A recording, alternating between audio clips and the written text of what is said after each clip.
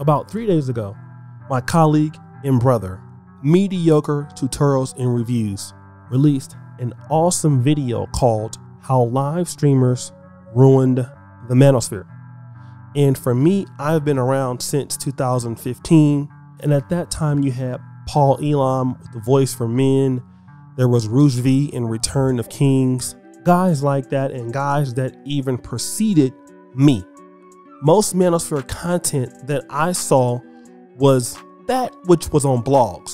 And that got me wanting to create www.negromanosphere.com, which is no longer up right now. It will be up next year. But that's what I wanted to do. I wanted to touch the lives of African-American men through blogging. But what I saw was a lot of brothers coming to the YouTube community.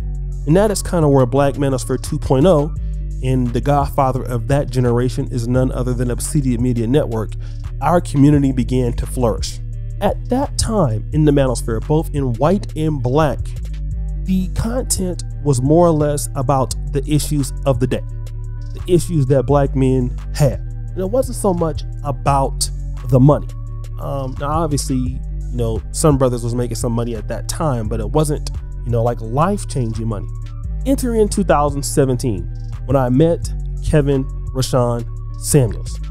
Again, he was a part of the Black Manosphere 2.0 generation. And by the time 2020 came, what you saw were a few guys out there at that time.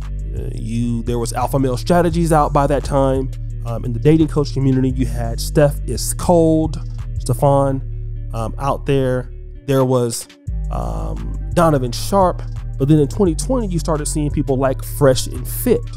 Kevin Samuels was burgeoning. And then what you started to see were guys doing reaction videos. And so that guys like Poor Man's Podcast, Mediocre Tutorials and Reviews. But the guys that were really getting a lot of clicks and views were people who were saying more out of the box stuff.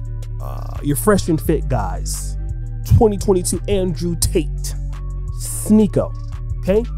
And what you started to hear was, and even if you thought it was true, it was maybe speech that you should be keeping to yourself and not saying publicly, not understanding where you're at, okay? And let me give you an example. I'm gonna let Brother Mediocre Tutorials and Reviews talk about what is free speech and what is tolerable speech. The more risk of being polarizing and the more important it is to frame out and articulate your words succinctly. In short, I believe that if you have particular influence within your space and you're not just on your own website somewhere on the internet and you're using someone else's platform, you must yield your influence with great responsibility and understand that this is not free speech up here. Because see, there's a free speech and then there is a tolerable speech.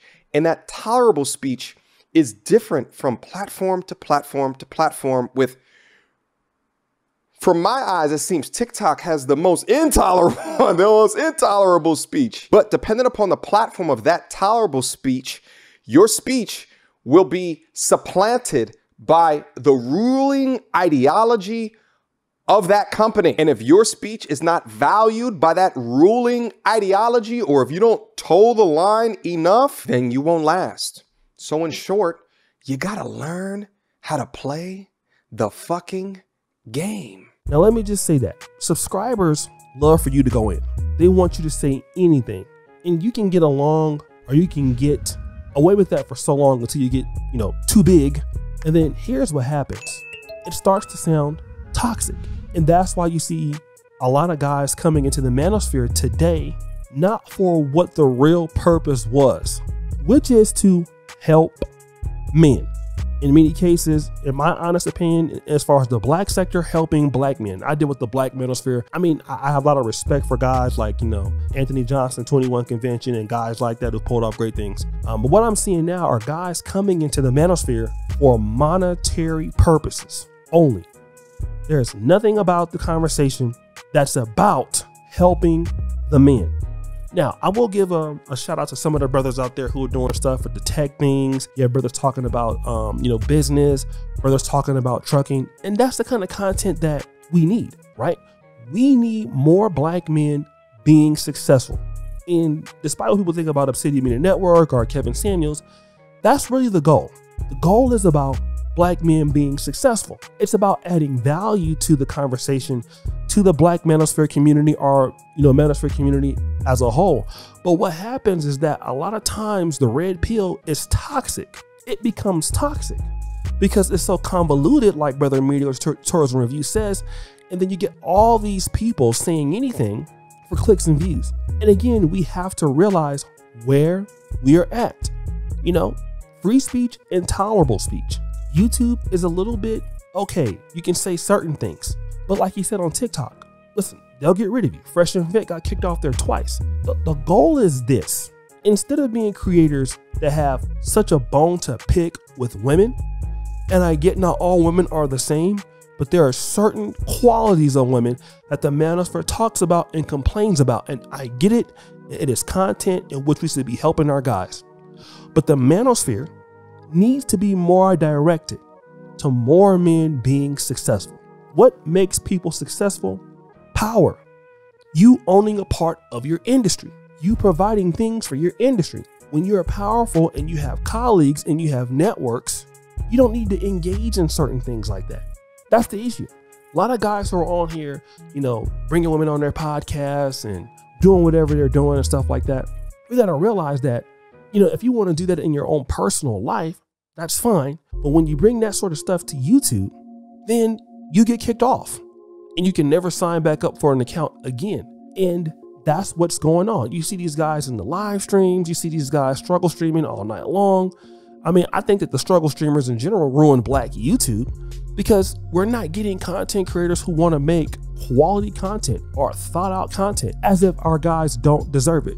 Our guys deserve entertainment. Our guys deserve quality content, but at what cost, right? The focus needs to always be about what is the valuable information for men? What is the value for black men? If brothers want to be passport bros, that's great. It could be so without downing some other group. We could talk about the issues as to why it's happening, but do we need to be insulting other people or stuff like that? No, because it gives the group a bad name. I think that we should talk about more or less of how do you get a passport? How do you get over there? What's your experience? What's your business opportunities? All the other stuff will take care of itself. Once you start becoming more successful, start getting money. If there's a group of women you don't want to deal with, you can keep them out by being successful. That's the one that the manosphere has to do. The manosphere needs to create more successful men and understand how things work in the United States. It works by lobbying. It works by politics. It works by creating money, creating economies. That's what the Jews do. That's what the LGBT people do. Anybody successful does that. And until the manosphere starts to realize that, we'll always have problems and men's rights are not going to go anywhere. But guys, what do you think? It's your boy, O'Shea Duke Jackson. Back at it again. We're out. Peace.